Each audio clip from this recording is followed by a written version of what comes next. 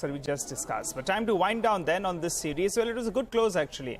At one point of time, the Nifty was down closer around 50-60 points. So we're ending with a gain of closer around 50 points. The call writers, they got stuck on the wrong side, and that's why we did see a bit recovery in the final 45 minutes itself. Apollo Hospitals, well, that did pretty well towards the end of trade. ONGC as well spiked up.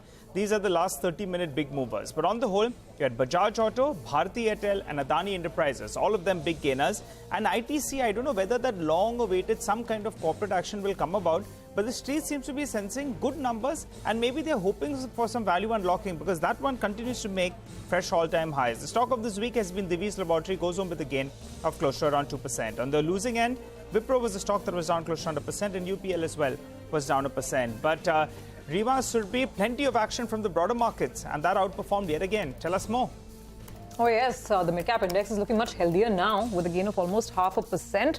Let's talk about some of the big movers and shakers. And on the way up, you had Hindware, which was up almost 12%. Big gainer on the back of results. Titagarh Wagons, 9% up.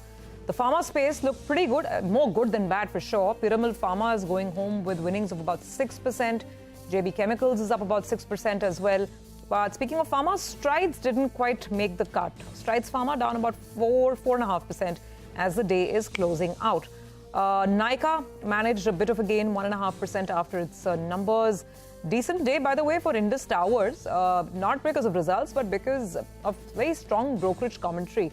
One of the brokerages, foreign brokerages, coming up with a big 40% upside on the stock.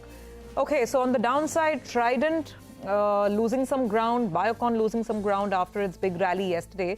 But I guess, Rima, it was more positive than negative for the bulk of the mid-caps. And even the Nifty finally managing a 50-point gain for itself. Indeed, and from the day's low, the Nifty's recovered 133 points.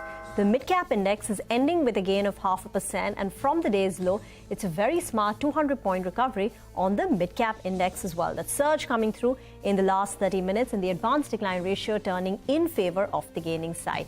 The bell is gone and the Nifty has ended at levels of 18,337, up 50 points, a gain of close to about 0.3%. With that, it's a wrap on this edition of Closing Bell. Thank you very much for watching.